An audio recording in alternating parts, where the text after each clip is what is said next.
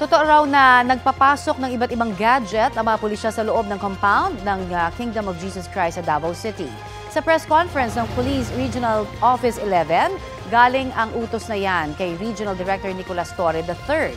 Anila, hindi nila maaaring sabihin sa ngayon kung para saan ang mga gadget dahil pwedeng makasagabal ang pagbabahagi ng impormasyon sa kanilang operasyon. Tinitiyak naman daw nilang legal ang mga ginagawa nilang hakbang. Magpapatuloy raw ang kanilang operasyon hanggang sa maisilbi ang warrant of arrest kay Pastor Apollo Kibuloy at iba pang akusado. Kapuso, para sa mga maiinit na balita, mag-subscribe sa GMA Integrated News sa YouTube. Sa mga kapuso naman abroad, subaybayan nyo kami sa GMA Pinoy TV at sa www.gmanews.tv.